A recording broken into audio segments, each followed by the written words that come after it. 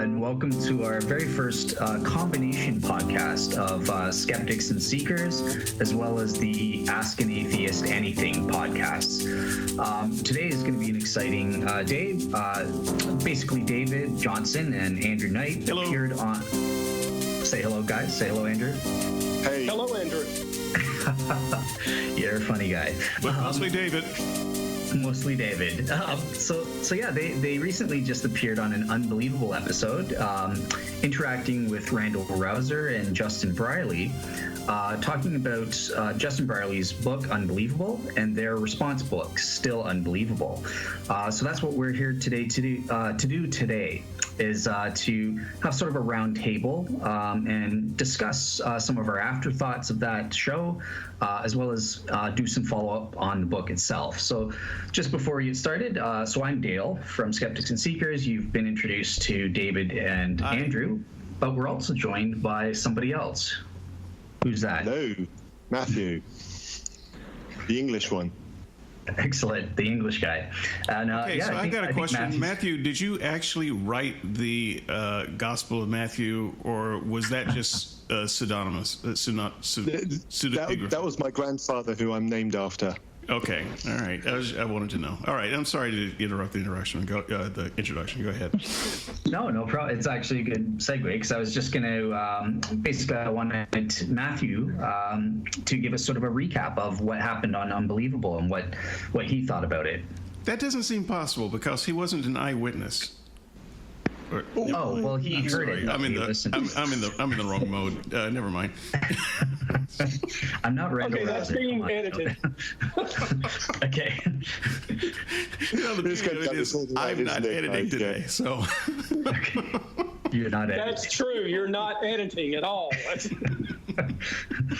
Right. Well, you two, Andrew and David, had the pleasure of being on the episode with Justin. It was a couple of weeks ago now, but that was broadcast yesterday, wasn't it? I had the pleasure of working with the two of you on the book. I enjoyed that experience, writing through the chapters, going through the editing experience of the response book to Justin. I even had an opportunity to meet Justin when he launched the book. And I enjoyed just reading Justin's book, but I had challenges to it, which is why I was very happy to join you guys on writing the response book. So going into listening to the podcast, I have some inside information in that I know that I had a conversation with you two after you'd been on the show, after you'd done the recording, and you had concerns about the recording. You thought it had been a little bit challenging. So I came into listening to this podcast expecting some of the more, what shall I say, elevated vocal podcast episodes that Justin has produced in the past. To be honest, I didn't think it was anywhere near like that. I thought it was a good conversation. I thought it was a civil conversation. Yes, there were challenges, and I thought they were right and appropriate challenges, even from Randal's opening. He described some of your comments, David, as acerbic. It's possibly not the word I would have used, but I knew where he was coming from. I think you and I discussed while we were publishing the book that I thought some of the words that you'd used were strong, but I understood them. And at the end of the day, I actually agreed with them and I appreciated them.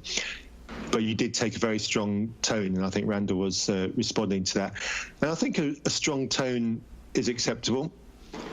And coming from the position that I am as an atheist, I didn't have a problem with the tone of those. So a couple of the bits that Randal had a problem with, I won't go into all of the detail, but you used phrases like cocaine of certainty, which I think is one expression which we may come back to. I get that. It's one of the criticisms I have of belief systems, is that belief gives you the opportunity to be certain about things which you should otherwise be certain about. And so I think that was a valid criticism there. Moving on, I think there was a big chunk in the middle about the moral argument, and I think with the moral argument, both sides made very strong points, but I'm not really convinced that any conclusion was made to. I'm not going to talk in terms of winners and losers, but I don't think there was a case of a meeting of minds or a coming together on any kind of agreement there. And I don't think any of the points that were made were sufficient to annihilate the other side, if you see what I mean. So it's probably a no-score draw, is to use a sporting analogy on that one, is what I've used. And I know we're going to come back to morality, so I won't go any more clear on that. The minimal facts of the resurrection, that was that sounded like a more difficult conversation, to be quite honest. It went roundabout. I think it slightly went on a tangent a bit when Paul was brought into it, and it got a little bit diverted onto Paul's conversion experience rather than trying to stick with the resurrection. But I think there was a point that was trying to be made about Paul, which I think was quite a good point, was that if the resurrection was convincing to reasonable people at that time, why weren't people who heard about it at that time, like Paul, also convinced? And I think that's a point that's worth coming back to as well, because I quite liked that point. And then I've got a little bit, how did it end? Crumbs, I've listened to this 3 times and I still can't remember how. Choosing to live in the Christian reality. Yes, that's right, it was. And that one, this one is harder to argue with evidence and facts, because it's all about what you're more comfortable with as an individual. And again, good points were made on both sides. I really, really did like the way that you finished off with your closing remarks, David. I think somebody on the forum has already made a comment about that. It was almost as though you'd written that and been polishing that for the past month and you had it ready to go out. But you're going to tell me now that you did it off the cuff, aren't you? But I did enjoy... If it'll increase my legend, yeah.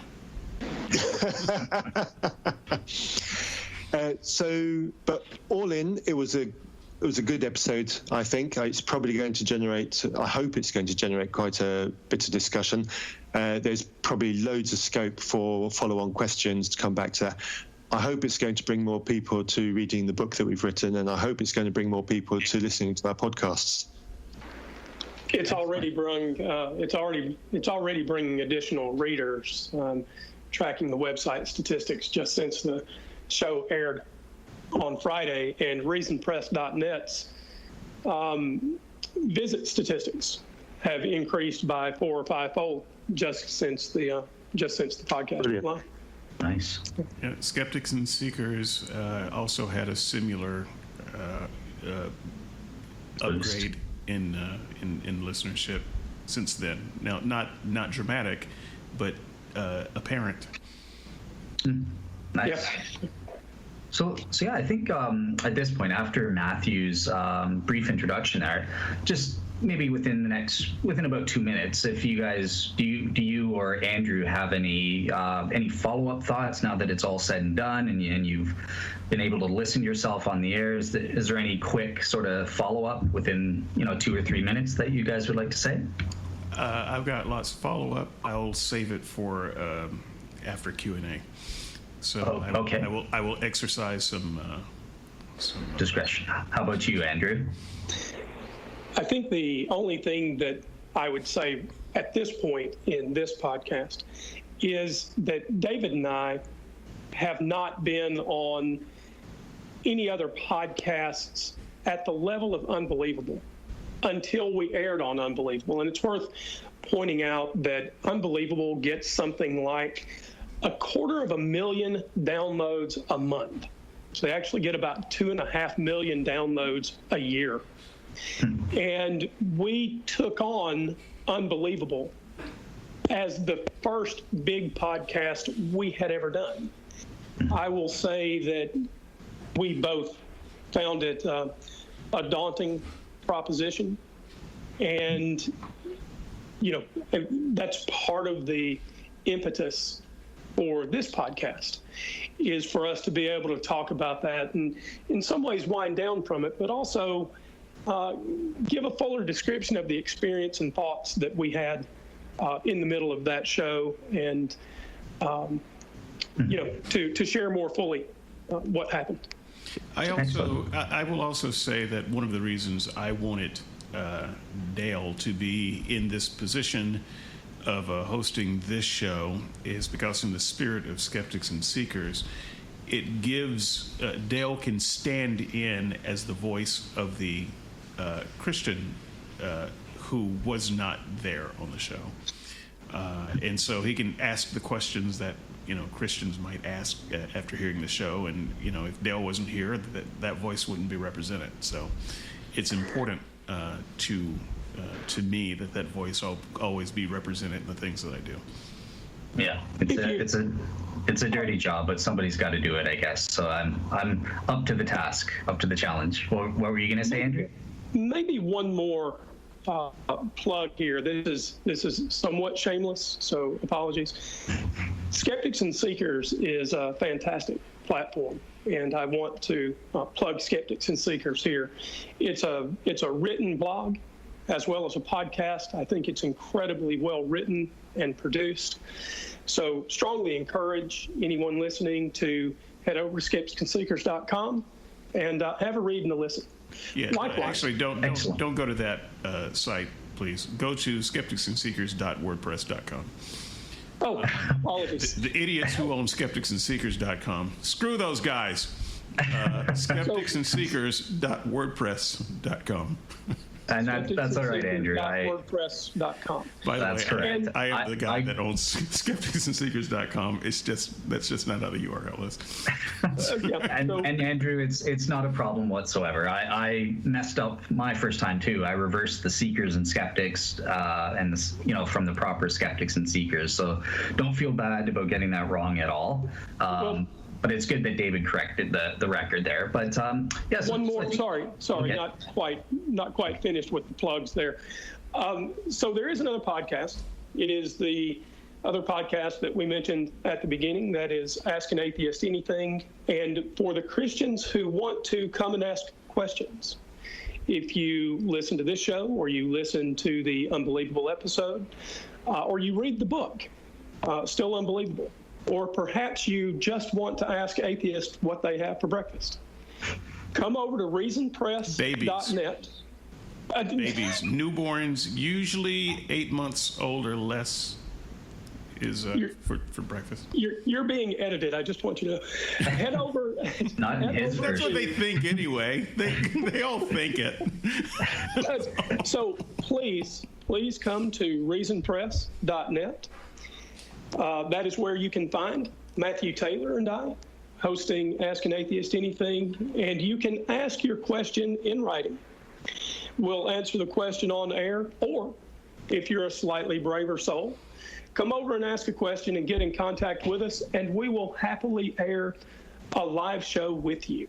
So that's reasonpress.net and Skeptics and Seekers, and all four of us look forward to hearing from you.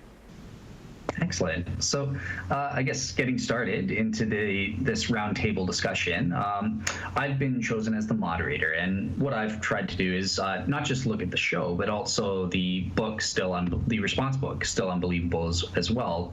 And I've come up with a few questions for each author, as well as a few general questions. But the way it'll work is I'll ask the question to the author, and then they'll have 5 minutes or so to give their response, and then we'll open it up for for some time where everyone can interact with that specific question and give their thoughts. So my first question comes from chapter 1, and this is Matthew's chapter. So I was trying to look. You had a bunch of different topics related there, but one of the first ones was related to Big Bang cosmology, or the Kalam cosmological argument. And in it, you mentioned that quite correctly, that the burden of proof is on the theist. Is on the theist to establish this argument. And one of the premises there is that the universe began to exist. It had a beginning, therefore it requires a cause. Now, I know that there's various eternal cosmological models that skeptics try to appeal to, and try in order to say that this second premise is false. But one thing I was curious, if a Christian were to, let's say, they refuted every single cosmological model that we're currently aware of, and showed them to be improbable as explanations, would you at that point be willing to accept premise 2 as true, or would you still hold off and say, well, no, there's something that we're waiting for. We don't know, there could be some explanation that allows the universe to be eternal? Excuse me. Good question. There's a couple of issues I have with the question, which I'll push back on and then carry on and try and answer. Firstly, there's a difficulty in establishing that the universe began to exist because time, as we experience it, is intrinsically bound into the matter of the universe. So the beginning of time and the beginning of the universe are the same event. So we've got a difficulty here, be it physics or philosophy. How can you have a before for a point where there is no time, because a before is a temporal word. So there really, because in the way that we currently experience the universe and time, the universe has existed since the beginning of time. And there's a challenge there in getting to before that, because you're stepping outside the time, which creates its own issues. So there's a challenge there. And personally, as a personal opinion, I'm not particularly bothered by whether the universe is past eternal or whether it actually had a starting point. I don't think either of those are a particular issue for me, and neither of those force me on their own to consider any kind of God as being the point of the universe.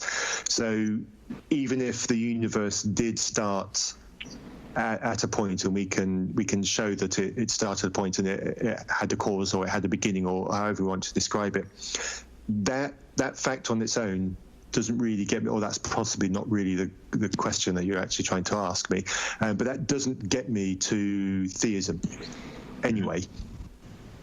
Okay. So yeah, there's a couple of issues with that on that question. Was there a second part to the question? The other bit was that's right, eliminating the improbable explanations. I don't think that's necessarily a good way to get to an answer, because if you've got a list of potential explanations for something and you eliminate all of them, how can you ever know that list of things that you've eliminated is the finality of the options that you've got? So I don't think that's really the most wise way of getting to an answer. If you've got a list of options, yes, eliminate some of them, but eliminating all bar one doesn't guarantee that one is the answer. You need to come up with something positive that says that's the one you're looking for. Okay, and I guess at this point we'll just open it up for a little bit. David or Andrew, do you guys have anything to add to that, or are you pretty much in agreement with Matthew? Beginning of the universe stuff, I don't know how the universe began, and neither do you.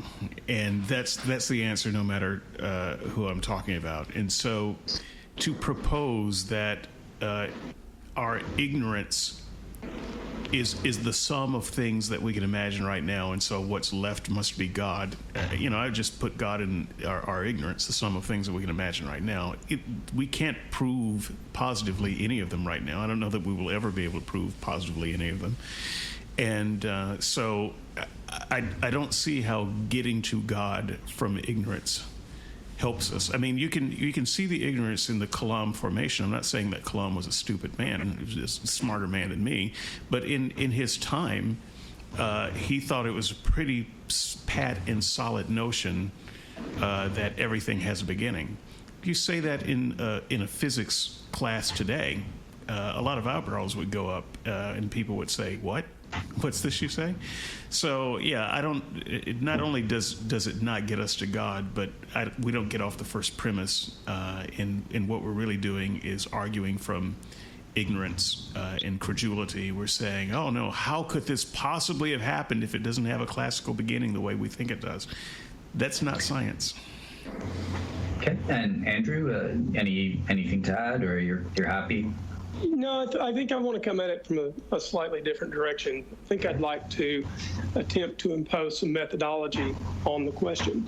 So maybe I can ask you, I'm not trying to shift the burden of proof, but I am trying to lay a foundation for methodology here.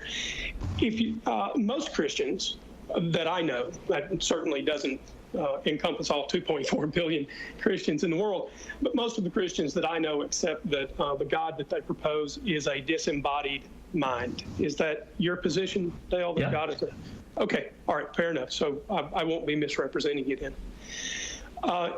As far as I can tell. Well, just a correction. Disembodied minds, plural. He's got 3 minds. Oh, okay, fair enough. So same thing. That's fair. Although the same question I think will apply. So I don't know what that means. I can't separate disembodied from nothing. And so right out of the gate, when you say to me, a disembodied mind created something from nothing, so we're talking about ex nihilo here in Genesis 1. When you say disembodied mind, right out of the gate, I have no idea what that could possibly mean. And so what I would like to ask is, if I had a disembodied detector that could detect this disembodied state, what would it be made of? Where would I place it? What would it detect? Because as far as I can tell, arguing for a disembodied mind is arguing for the very nothing that Christians insist God is not. Okay. Yeah, cool. Thank you. Can I throw Sure. in there? I know I said I had nothing to say, and then I keep. We know you better. Yeah, I'm sorry. It's just. So this is more of a theological take on it rather than a scientific take.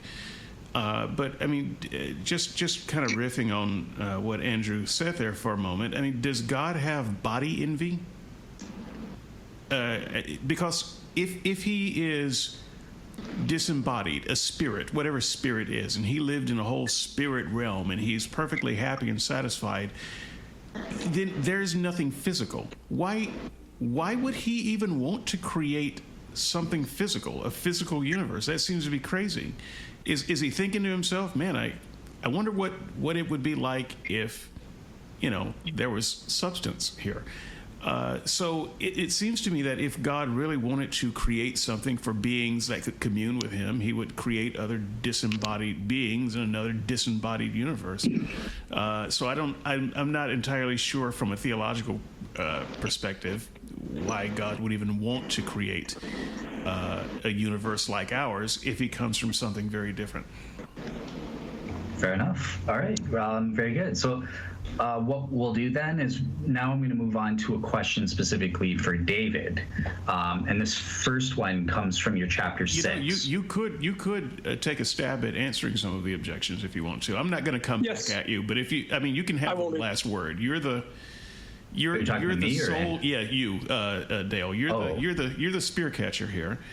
And if you're going to represent the Christian, they're going to want you to maybe take a stab at answering the objections. Give it a go, okay. And whatever you say. I'm up for that too. I thought I will let it stand. Okay, I thought I was just being the moderator, though. I didn't know I was supposed to be arguing anything. You're now Justin Brierly defending his book. Welcome to the mosh pit. Yeah. Remember, I'm not good when I'm not prepared. So, okay. I know. Yeah. I think there was a point in that. So yeah, I do think that the Kalam cosmological argument is a good one. I'm trying to remember your points. So Yes, it's everything that begins to exist has a cause. That doesn't necessarily have to be a temporal cause in terms of, it doesn't make sense to us what was before the beginning of space and time, as though there's some sort of, cause within time that preceded the universe. David, what was some of the other stuff that you... I didn't write down your guys' points because I thought you guys were I didn't expect that I had to respond to it. Yeah, I didn't write it down either, Dale. So I don't actually remember. That was minutes ago. Minutes. Okay. I know. I'm just okay. So I think that it's true that the Kalam cosmological argument doesn't necessarily get you to a god. There are additional arguments that try to establish that, that are sort of appended to the argument itself. And you would need to, tack those onto the Kalam cosmological argument itself in order to get the conclusion that the cause of the universe is God. In terms of eliminating... Yeah, well, I guess it would work as sort of, an inference to the best explanation. If all of the available ones that we have are improbable explanations, then yeah, I think that you would be logical in inferring that the best explanation that we have based on the evidence for the Big Bang, for the beginning of space and time, I think that's positive evidence that the universe did begin to exist, as opposed to, just arguing from ignorance. I think that was one of David's things that make for it. But yes, just to pick up a clarification yes. on that. If the only option we had left was that the universe began to exist, then that's what the evidence points to, then yes, I would accept that the universe began to exist. Obviously, there'd be other questions beyond that, but if that was the only option on the table that fits, then I would accept it as the option that fits. Cool. I'm still hoping for an answer to how you distinguish disembodied from nothing, and how you would expect a disembodied mind to be responsible for embodied minds. And how would you propose that we detect this disembodiedness? Because the Kalam cosmological argument from the Christian perspective, and the one that you agreed that you promote, is a disembodied mind, or minds in the case of the Trinity. So I'm not trying to mispaint your response, but Okay. There is the issue of understanding what that could possibly be. Right. So, in the first place, to be a bit of a smart aleck, actually, God isn't totally disembodied anymore, because Jesus is embodied now, even up in heaven. Love to have that conversation. Yeah, Yep. but in terms of answering your question, so God is a substance. That's meaning it's a thing. It's not nothing. It's a thing that stands under and bears up its properties. God has certain properties, so it's a What thing are those that properties? He's omnipotent. He's omniscient. He has 3 sets of cognitive faculties sufficient for personhood or minds. Okay. How do I detect that? Right. So these are things that you're saying about this proposed disembodied mind. But these are only things you're saying about this disembodied mind. So I was quite clear about how do you prove that? Right, but your first question was what is it compared to nothing? How does it compare to nothing? So that's what I was answering there. Well, you still haven't, though. What you've said is this is what you think this mind could be. But these are all propositions, and you've said, in essence, that this all-knowing mind, that this all-knowing is a something. Yeah. Now I'm asking you to... How do you detect it? Right. So I'm not asking you what the propositions for the mind are. I understand what a mind is and what a mind does. What I am asking you to do is demonstrate that it is possible for a mind at any level of capacity to be disembodied. Well, I think that there are various arguments that, like, I can think of a lot to get into. Like, if I can prove, okay, I'm trying to remember. So there's, you know what the logical law of identity is, right? Yes. Okay. It is often considered the first law of logic, along with two others, the excluded middle and non-contradiction. So yeah, I'm familiar with identity. Okay. So there's a modal argument that says if it is possible, so there's a logically possible world in which I exist without a body. So ways that people get this is based on the conceivability of ghosts and near-death experiences. Your mind is existing apart from your body, and this is a logically possible or perfectly conceivable option. That's sort of the first premise. But then through the law of identity, well, if it's logically possible for your mind to exist in a possible world without your body, they're not identical, because your mind has a property it's not shared with your embodied mind. So that would be one argument. There are some other arguments that I think could be used to argue that it's possible for a mind to exist apart from your body. So I accept that we will run short on time if we chase this one question any further. I would actually like to follow this up at some point, either on Skeptics and Seekers or Ask an Atheist Anything, because I think there's room for more discussion. Sure. Yeah.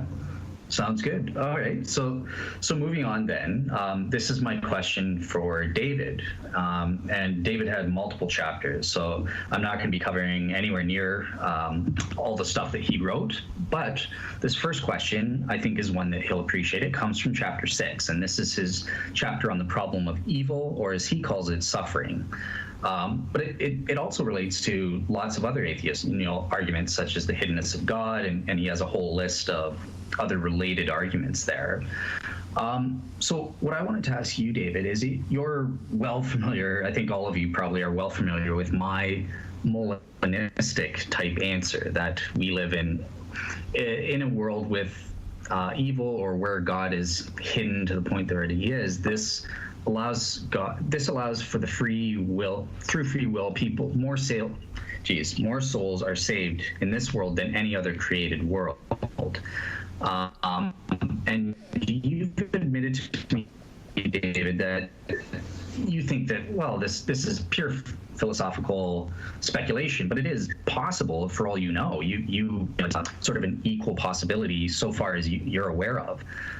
But yet you seem to be implying that these arguments, proving that God probably doesn't exist or is an improbable proposition. So that at that point, once you say it's more probable than not that God doesn't exist in light of these features, how do you meet your burden of proof? How do you defeat or show that my Molanistic answer is improbable? It's not enough, just to say it works as an equal possibility, but there's no proof that it's true. You have to prove that it's probably not true. So how would you respond? It doesn't matter. Okay. But let me just quick clarification. I do not conflate the problem of suffering with the problem of evil. Justin does that. I was probably the sole voice in the project that insisted, no, we need a separate chapter on the problem of evil. It's two different problems. And so you are talking about chapter 6, which is, in fact, the response to the problem of suffering. But there is, for those who are picking up the book, a chapter devoted to the problem of evil. So that is a separate chapter, a separate argument. So that said, your Melanistic argument, respectfully, does not matter to me. And so the Melanistic argument, as I understand it, goes something like this. There could be good reasons for God to allow or even cause a great deal of suffering. Under Molinism, there's no reason to separate out allows from cause, because the whole idea is that God has a good reason for it.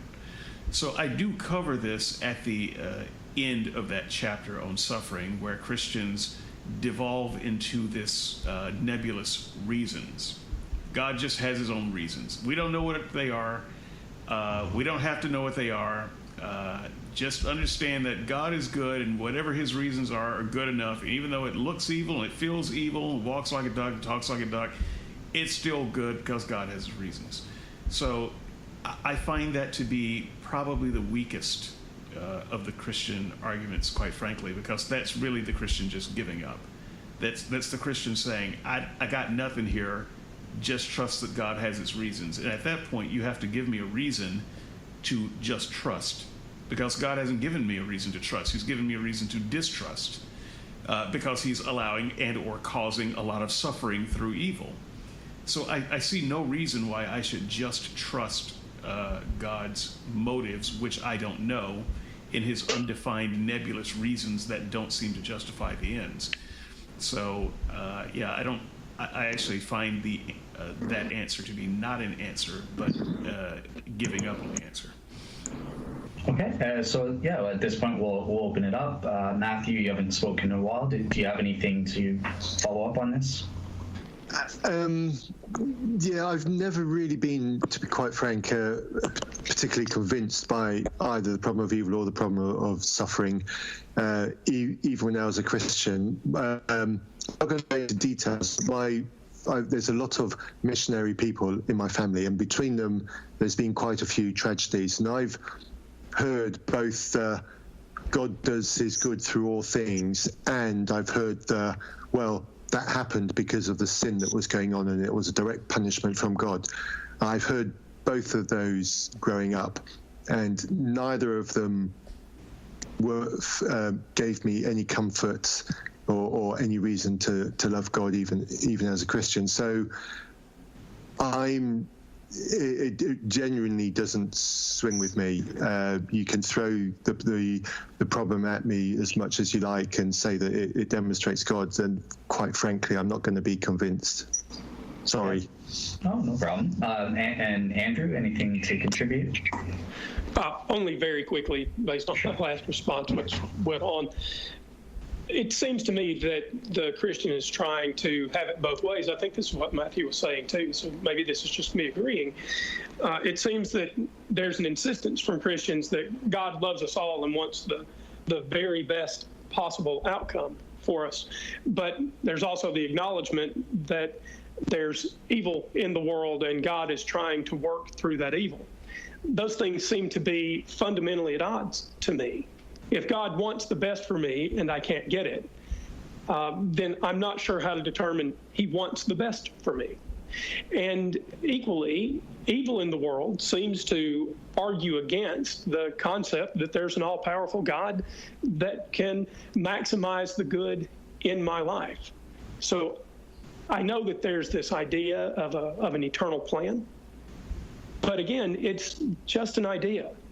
And until God opens up the books of life and lets me audit them to the best of my ability, I see no reason to conclude that there is either a plan or a slightly better plan or God's perfect plan. It sounds like word salad to me.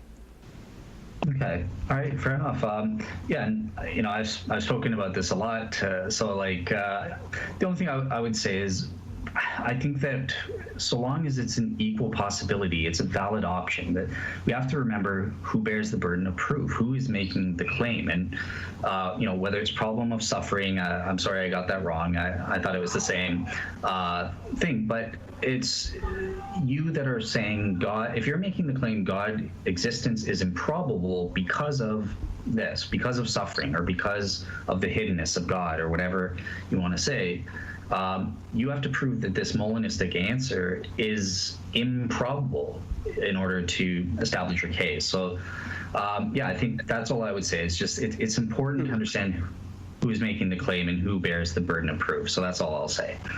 Someone who wants to talk? Yeah, that's a fair response. And in the same way that I'm not unconvinced by the arguments for God using the problem of evil, I equally don't use it to argue that there isn't a God, probably for that reason. I don't actually say that the answer is improbable. I say the answer is irrelevant. The Melanistic answer is utterly irrelevant. So that's slightly different. Okay. All right, cool. So let's move on to Andrew. It's your turn. So this Andrew's chapter was chapter 11. And I also had to get one from the Unbelievable podcast. But so this is one that me and you've briefly spoken of before, and it's on your issue. Sorry? Oh, I was just active listening. I'm sorry. Go ahead. No worries. So yeah, it's on your issue of defining faith. What is faith? What does that mean? So. I know that from reading your chapter that you're familiar with the various definitions that people get from the Bible. I take sort of a one that it means trust. However, you're probably familiar that some faith isn't blind, sort of claiming a blind faith. Christians, I certainly claim that I have an evidence-based faith or an evidence-based trust. So what I think the Bible is saying is that, okay, there are things unseen, like Jesus' second coming. I don't have any direct proof that that's going to happen, but I trust, based on the evidences, I know that Christianity is true, and based on that, I have faith that, yeah, Jesus will allow me into heaven or save me with the second coming. So I was just wondering how do you get that the biblical definitions of faith are incompatible? And what do you make of this notion of evidence-based faith? Fair enough. You might have to help me through this answer because there's a lot to pull apart there. But okay. I'll start with 2 bits. In your question just now, you said I don't have any direct evidence, but I have belief. Okay. Well, that right out of the chute, that sounds to me like a contradiction. Now, I accept to you that it may not seem so, okay? But I don't know what you mean by not having any direct evidence and still believing the thing, okay? So right away, I think that's a problem for me. The next bit, I think I would pull from Hebrews 11:1 and following. So Hebrews 11:1 is the idea of the hope of things not seen. Right? And I don't have it in front of me. If one of you has a Bible that can flip to Hebrews 11, I'm happy with any translation, but I don't think any of us need it. Hebrews 11:1 is quite clear about how some Christians form their faith. This is a faith in things that aren't seen. I'll ask again, what is this unseen stuff? If I had a disembodied detector, what would it be made of? Where would we put it? And what would it detect? Because as far as I can tell, disembodied is no different from nothing. Okay. So yeah, at this point, I'll open it up first to, let's go with David this time first. Do you have any follow-up on that, or? John chapter 20, Thomas gets into the game. He wasn't there when Jesus appeared to the 11. And Jesus comes around. Thomas, put your finger here and examine my hands. Extend your hand and put it in my side. Do not continue in your unbelief, but believe. Verse 28, Thomas replies to him, "My Lord, my God." Jesus said to him, "Have you believed because you have seen me? Blessed are those people who have not seen and yet have believed." That, sir, is the manifesto for blind faith. Okay. Matt? I think David took my answer, but in a more succinct way.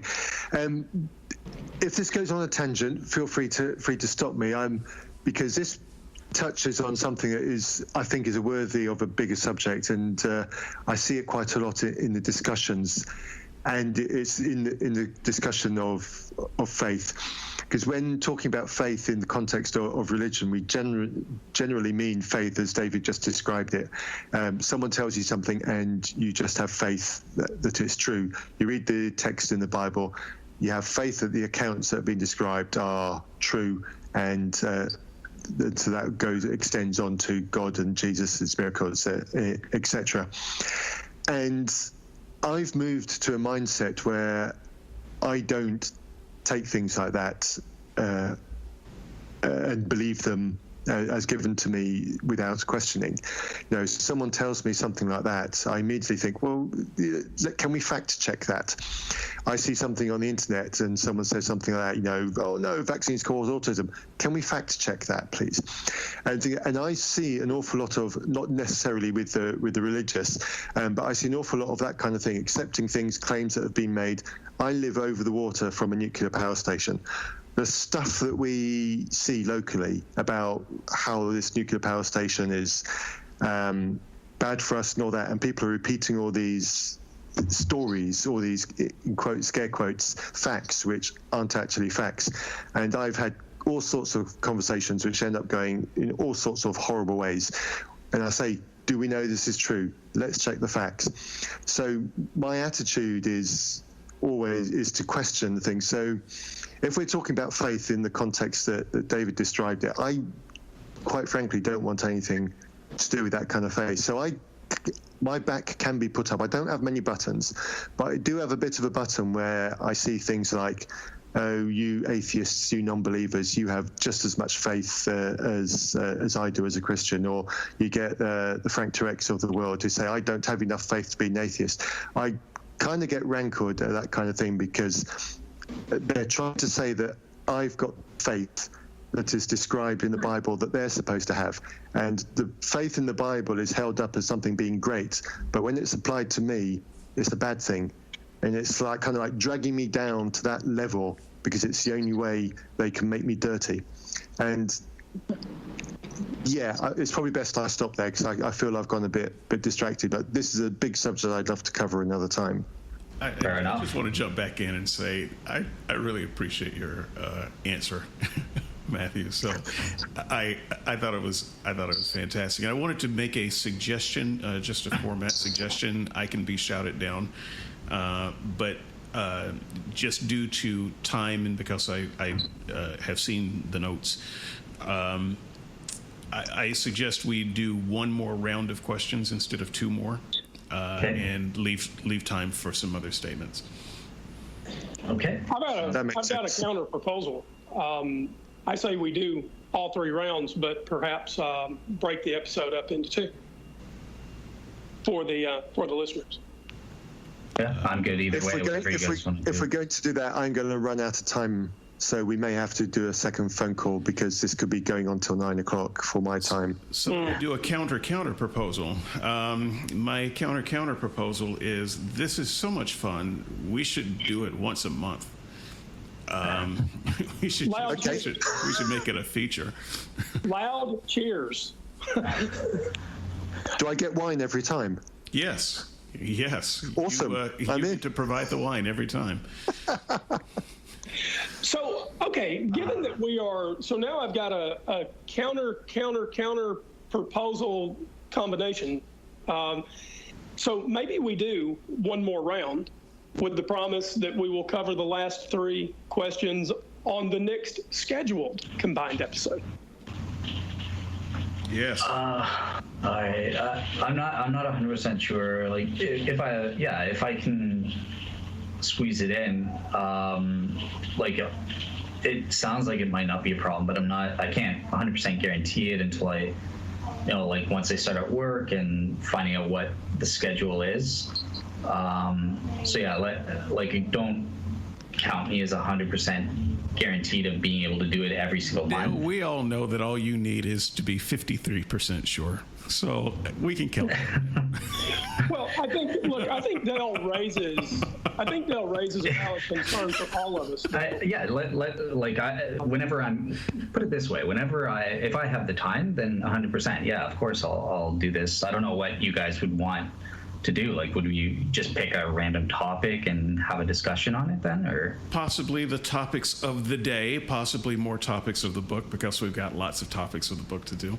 And we might even rotate the book authors on those times. But yeah, let's just write each other a promissory rain check that sometime in the not too distant future we'll come together and do it again. Would that work for you, Dale? Yeah, absolutely. Excellent. I think I like Dale's objection in the sense that, if one of us can't be here, 3 is a quorum. And I like all 4 of us being here. But this is a combined episode where it's best efforts for the 4 of us. And as long as we're all trying to be here, I think it's great. And if somebody can't, or 2 people can't, there's no reason that any 2 of us can't say some useful things. And we might even get Randal to agree to stand in as the friendly Christian. I'm all for it. Who'd be the unfriendly one then? Thanks, Matthew. Dale, that rabble rouser. I like the way Andrew phrased that. Like, it probably won't be an issue, but let's just make it free. If you guys, each month we have something set up. Whoever can make it great. Whoever can't, it's sort of that. Just do it like on that basis, an ad hoc basis, so to speak.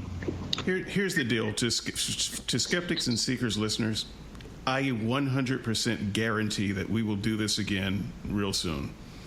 Don't worry about the details. It's going to happen.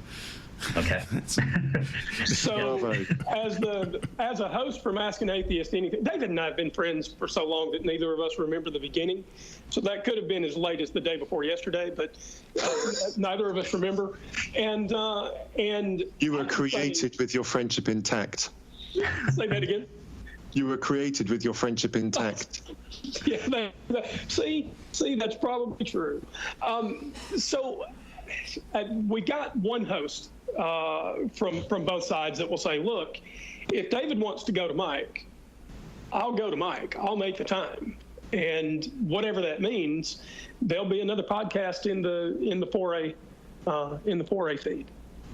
So cool. Yeah, so we'll make it happen. And by the way, Matthew, I always want you along. Always. Oh, you're so sweet to me, mate. And Dale, I always want you alone, buddy. You're so sweet to me. Now, this is not how you talk when it's just me and you, though. Yes, guys, I don't have a sick bucket in my office. I should have been warned. Edit marker. Oh my goodness. Okay. All right, so let's get back into the show then. Okay. So that was a question for Andrew. So now so going back to you, Matthew. So I'm just trying to Hey, Dale, would it be fair to read the next 2 questions to Matthew and let him pick one of the 2? That's what I was just about to do, actually. That's because you're awesome. Okay, so there's don't be complimenting my guest host, Dale. I think you're awesome, more awesome than he thinks you are. Thank you so much. I'll take compliments from all of you, but I don't want to make that sick. I'm not going to enter. I'm not going to put anything on the table with that. I'm outdone. Okay.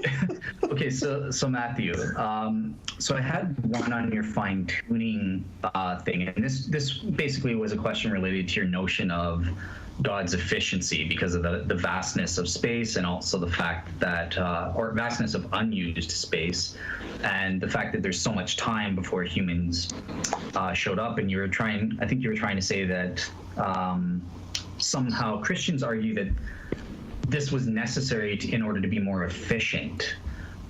So I was just going to ask you, well, actually, I think there are other reasons Christians explain these facts, such as it's beauty. God created it because it's beautiful. He likes beautiful things. Or there's that Melanistic answer that I already got into, and then there could be there's a third one. Like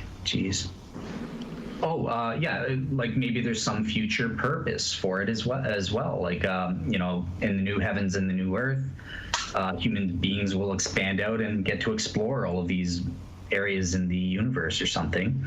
And then the second part was just going to be saying efficiency isn't really a standard that applies to God. That's something for limited beings. And then my second question for you, if you want this one, this was on your rational intelligibility argument, or why shall we save that one for another time, because that one I need to look into more, and there's probably some reading I want to do. So as we're cutting on time, I'm not going to attempt that one now. So let's stick with the fine tuning, and we can I can be more prepared for that third question next time we talk.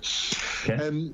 There's quite a lot to talk about in the fine tuning, so I'll try and be as brief and succinct as I can. I think one of the issues for me, and this is one of the reasons why I came out of faith. I came out of faith from a science point of view rather than from a questioning point of view. And because I used to be a young Earth creationist, now I was a very literalist young Earth creationist. And looking out and understanding the science that we know now about the universe and the growth of the universe and the spread of the universe and how large it looks old, it looks gradually formed, and you've got all these structures in it, and we've got the multiple generations of stars, and everywhere you look, it all looks natural, and we've got explanations for how things work. Some of these explanations have taken a long time to work out. I think I bring up the LIGO experiment in my chapter, because that was 100 years from the idea of gravitational waves being postulated to us actually being able to build an experiment big enough and sensitive enough to be able to detect them, and now we've detected them. So that was a validation of the physics of the day, and it's not the only time that we've had that kind of thing. The Large Hadron Collider, although it hasn't from postulation to finding wasn't 100 years, it was still a long period of time to finding the Higgs boson. And we're finding more and more out about the universe the more we look, and it all looks natural, and we can explain it eventually. And so my problem is, if we're trying to say that a God created that, why did he create it in such a way that everything looks natural? We can explain it with standardized physics, and it works with the physics models that we know. And so the way I look at it is, the more we know, the more we understand, the more we can explain, the smaller and smaller the gaps and the holes and the unknowns are that a God could fit into. Because when we can explain it, there isn't space for a God. I know that's not fully everything that you've asked, but that is the direction I go to on that. Okay. Andrew, do you have anything to say about God's design being inefficient or efficient? What? Only this. I've thought about this before the show today, and this is my only note. It seems to me that a lot of Christian argument rides on the idea that God has created this maximally perfect universe, and by maximally perfect, I don't mean that nothing breaks down. I mean that God's purpose is to have as many souls go to heaven as possible, right? And that seems to me to require that God has been maximally efficient. I don't think that it's sensible to say that God is out there and he's designed things inefficiently, but yet he gets the maximum possible good out of it. And so if you're going to say that God has a design and that design leads to some outcome, I think you're necessarily left with the idea that God has an efficiency characteristic, and to deny it has consequences that deny the idea that he has maximized any particular element of our universe in some way. Excellent. And just before I go to David, I think I'll just say I like the way you actually said that, Andrew. I think I agree against what I said just a minute ago, and 100% with you then. Depending on what the goal or the teleos is, if the goal is saving as many souls as possible, in that sense, God would have to be efficient in his design. Everything is here specifically allowing for that outcome. That's not really a part of the teleological argument per se, but if under that guise that's the goal, then I'm 100%. I agree with you that creation has to be efficient in that sense. So I'll turn it over to David. Do you have anything to say here, or? Yeah, fine-tune for what is my general response to the fine-tuning argument. The Christian assumes that things look nice and neat and ordered, and so someone tuned it. But when we say that someone tuned something, like an instrument, for instance, it's tuned for a purpose. For instance, you would tune a guitar, maybe a certain type of guitar, slightly differently for jazz than you would blues. Than you would for classical. So it's not just a matter of tuning everything perfectly on the note. There is a way to tune things specifically for your genre, and so there's a reason for tuning. And I would like the Christian to respond to what it is they think the world is tuned for. Now, I know that you, Dale, believe that it was tuned for the maximum souls being saved. That seems highly improbable, seeing that the Bible tells us that the majority of people won't be saved.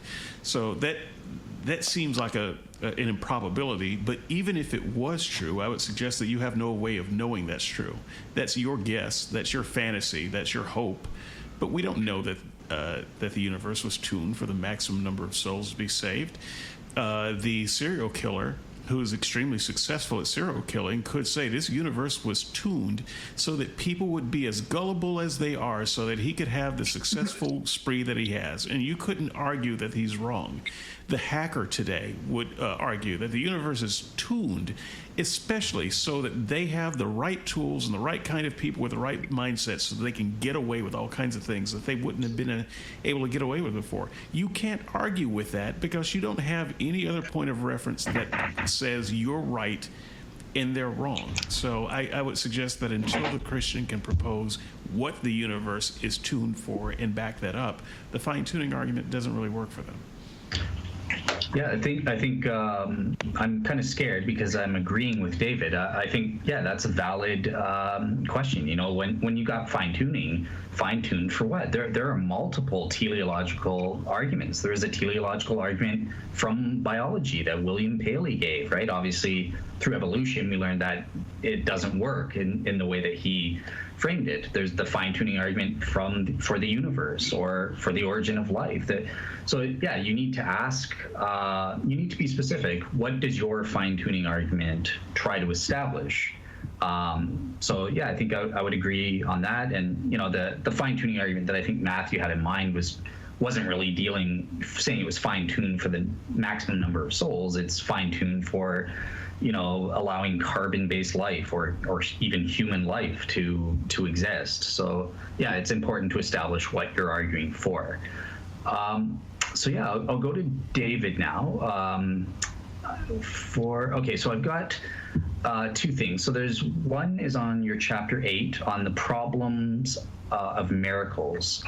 I was just going to ask you about, because you say that if supernatural miracles happen, they violate two things that I wanted to get your take on. They violate the laws of nature, and they also violate free will. My second question was going to be on chapter 10, which is and that's on your specific notion of necessary evil. So I was just going to get your take on, I think we've discussed this before with your example of the coin, but I make a distinction between necessary potential evil versus necessary actualized evil. So I was going to ask you what you make. Let's do evil on the next one. Let's do miracles now, because there's not nearly enough talk about miracles from the point of view of progressive Christians, and I think it's particularly embarrassing for them, and I would like to twist the knife a little bit. Okay. Does that make me a bad man? Yes. Yes, it does. But go ahead and ask the question, and then I will. Sure. It's So a better response. So I was just interested because you seem to have this notion that a lot of skeptics had that it violates the laws of nature and free will, which I thought was interesting. I haven't heard that one before, but you seem to have this notion that the laws of nature and free will are inviolable. If there's even one thing that seems to contravene that that's impossible to happen.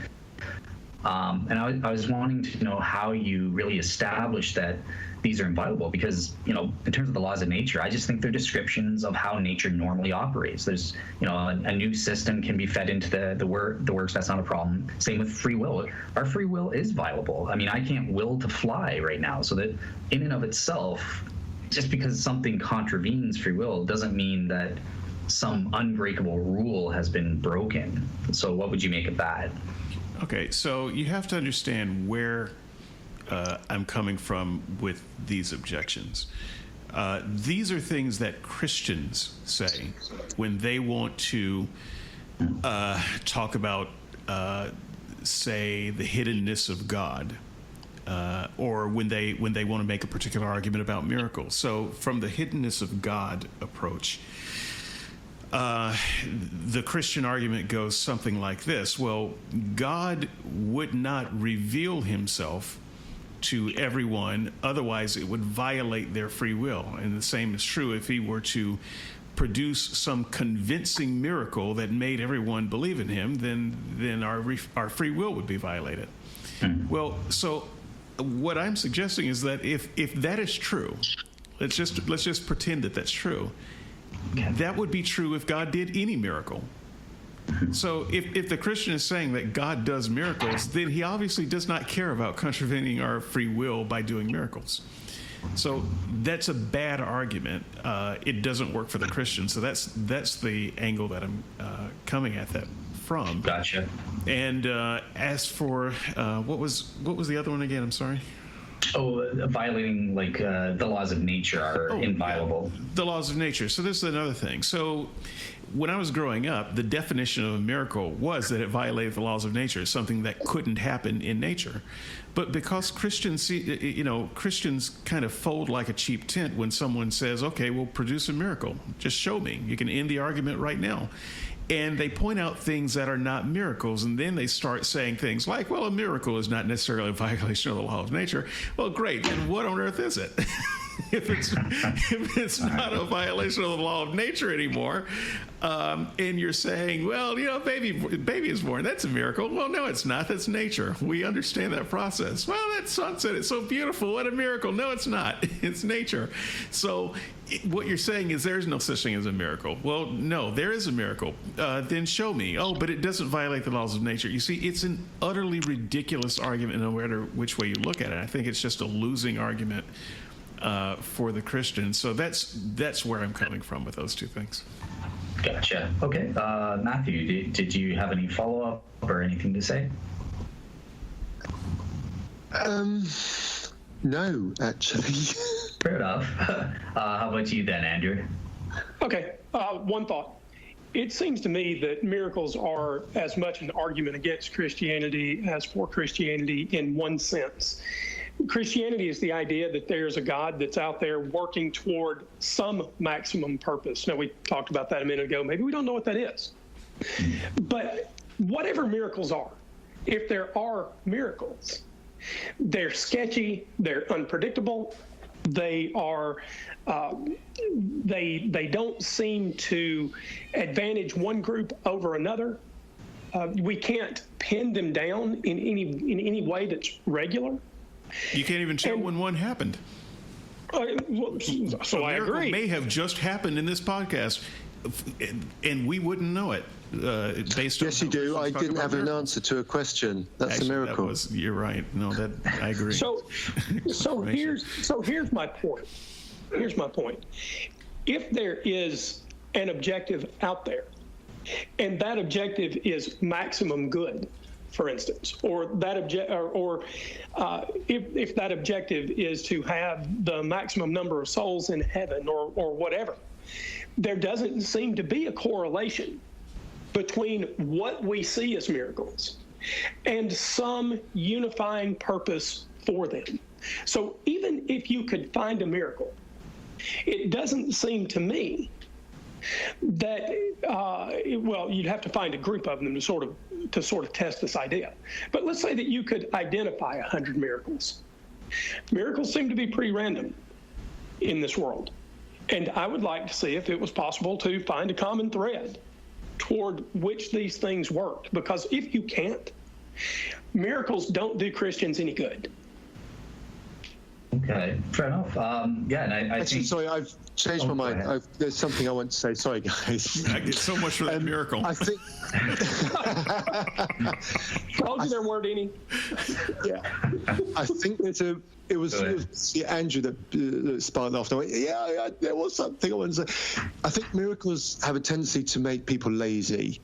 And rather than looking for an explanation, they go, oh, yeah, it was a miracle. God did it, and move on. And I think it works the opposite way around. Because of the fundamentalist life that I had, there wasn't just a God, there was a devil. And I've had moments in my life, example one, where I lost my job the week before I was supposed to preach in the church. What did somebody say? Oh, that was an attack. It was the devil coming at you. And we tend to, and the way I remember it now is, yeah, that's what it was. It wasn't me doing a mistake. I didn't mess up and cause myself to lose my job. The devil attacked me. And I think it's the same with miracles. We don't look, it stops us looking for the right explanation. And I think sometimes not looking for the right explanation is a detriment to us, because it stops us from achieving what we could achieve, or by improving what we could improve, because we haven't found the right answer. What if the miracle, yeah, but this begs the question, what if the miracle is the right answer, right? So, yeah, I would just follow up that, yeah, there are two issues that you guys are sort of raising. In philosophy, there's, how we define, what is a miracle, the definition of a miracle. Does that include natural events? So I think, I'm trying to remember back, I think the technical term is providentia ordinary and providentia extraordinary, and under the latter, that's correct. And okay, good. So the latter event can include natural events as well as supernatural. So on the natural sense, there's I forget who it was, but I remember David asked me, he came on to talk about the Exodus, and he was explaining, there's nothing supernatural going here, but what makes it a miracle is the timing, the circumstances surrounding it, because one unlikely thing happened one after another within this religious context. But more importantly, I think there's the issue of identifying miracles. And by gosh, I think I come up with a set of criteria to identify them. There is a way to differentiate through what I call my G belief authenticating event criteria. And it's also important that I'm only interested, for my purposes, in a subset of miracles. There could be random miracles of compassion out there. Maybe God is healing a Hindu or something like that, or someone who's an atheist, or just out of compassion. But with the G belief authenticating events, I'm only interested in miracles that specifically authenticate a religious message. And on that front, I think that their Christian religion is the only religion that has those type of events. So that would be my take. Can I ask a follow-up question? Do we have time, guys? Are you asking me? Quick. But you can. Okay. So it sounds to me like, Dale, I don't mean this to come off wrong, but you said, I'm only interested in this particular kind of miracle. That sounds to me like whitewashing the evidence. How so? Well, because why would it be relevant if just a random person got healed with that's outside of a religious authenticating context? God is perfectly illiberal. Let's pretend the Christian God is real and is true. He could heal an atheist. He could heal a Hindu out of compassion. Not every miracle has to be meant as a proof of a religious message or something, right? Okay, so now let's pretend that there's a miracle worker out there that isn't the Christian God. That miracle worker that is not the Christian God works all the miracles that you're talking about. Now, what's the better explanation for the miracle worker? That there's a miracle worker Christian God that does one set of miracles that is to confirm himself, and that he somehow has these other miracles that can't be pinned to any important idea. He's just randomly working acts of compassion. And by the way, those acts of compassion are to allow a van full of parents and kids to die, while an individual single in a car lives. People say, it was a miracle that I wasn't in that accident. We hear that kind of thing all the time. Yeah. And so if you're going to propose that there's a body of miracles and you necessarily confine yourself to some small set of that miracle body, you've got to explain why those others happen, even if you don't like that they're there.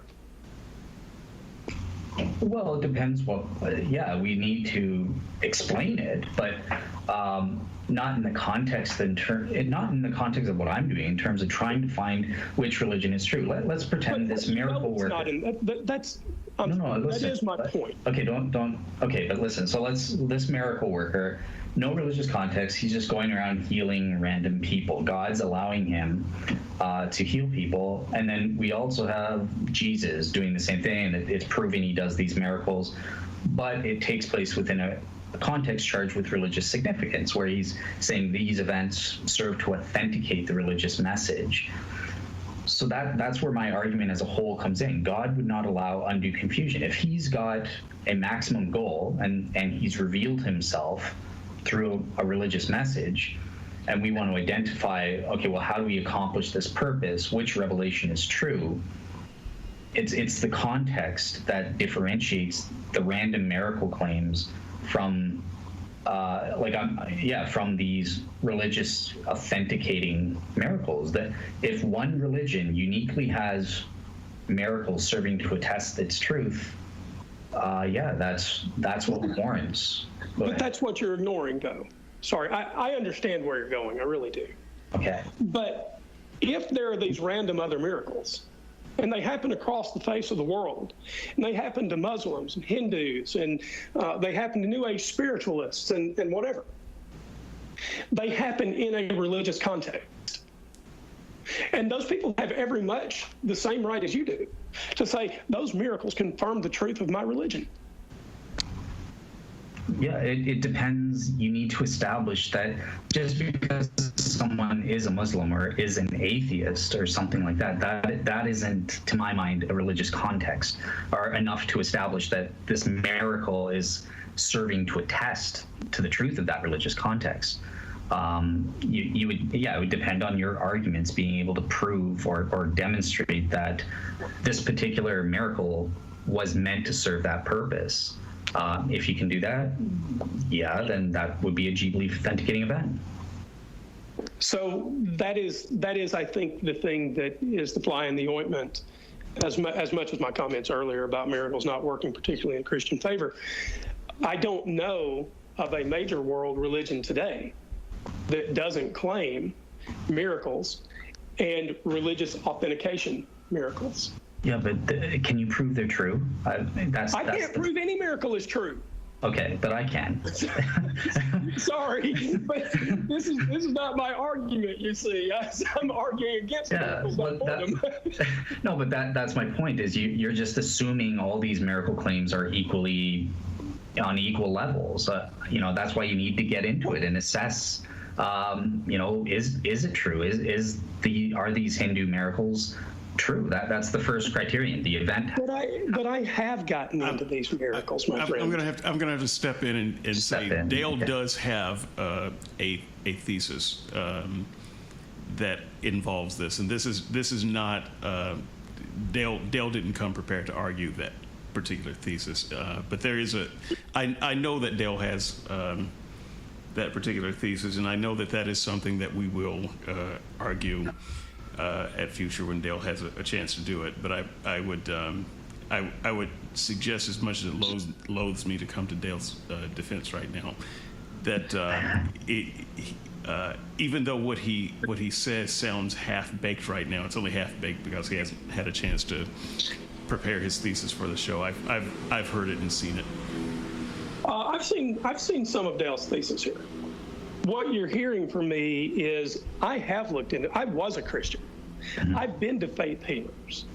I've known friends that have been to faith healers. I live in a community where 4 of my extended family members think they are faith healers. I'm missing a left eye. You know what I don't get? I don't get calls from any of those 4 faith healers who legitimately think they've worked miracles, saying, hey, you know what? We've got something for you, and that is healing. So when you say, I need to look into miracles, I've been down that road. If you think I'm not open to a confirming miracle, let me disabuse you.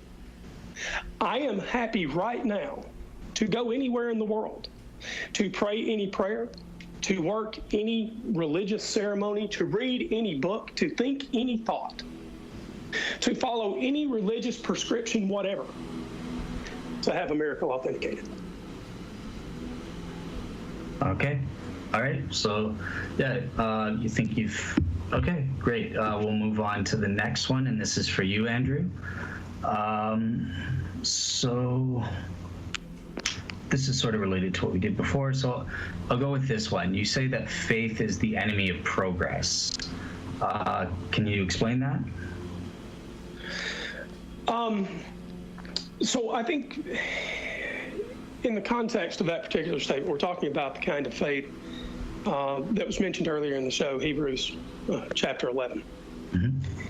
Now, I think in the sense, Dale, that you used the word faith, that we have some justified belief in reproducibility. That when we use the word faith, we're using it in a way that argues for a predictable world, right? I think that kind of faith is not the enemy of progress, as long as that sort of faith doesn't stand in the way of looking for that reproducibility, of experimentation and verification. But the very moment that you use the word faith to appeal to a thing that cannot be tested and cannot be falsified, faith is the enemy of progress. Because what you've done is you have placed yourself in a position to deny the reproducibility and testability of the world, and you simply won't hear anything else, whether you're wrong or not. And so, yes, I think faith, particularly today in the United States, Christian faith is anathema to progress. Anti-vaxxers are an example. People that deny global warming are an example.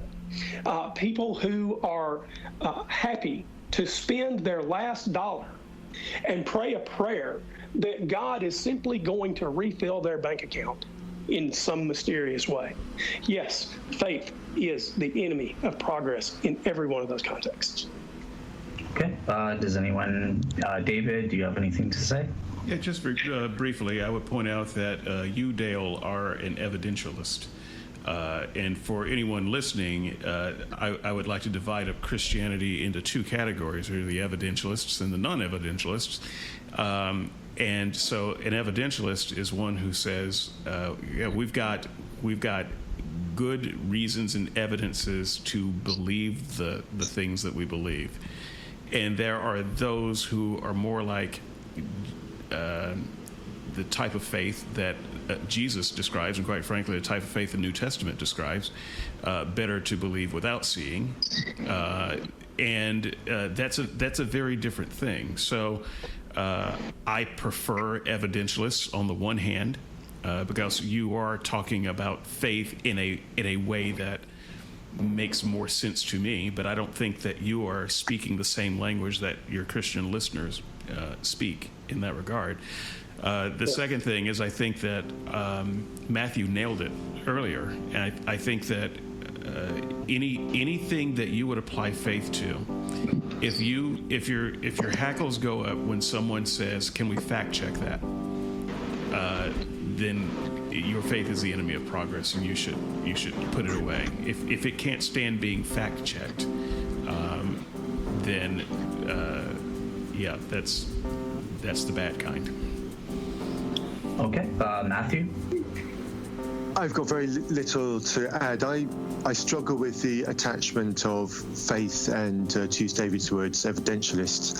I think if what you're relying on is evidence and confirmation to get to the point that's most likely, you're using an approximation of the scientific method. And I don't think faith is the right word to use in that context. But everything else that I want to say has been said, so I'll just leave it at that.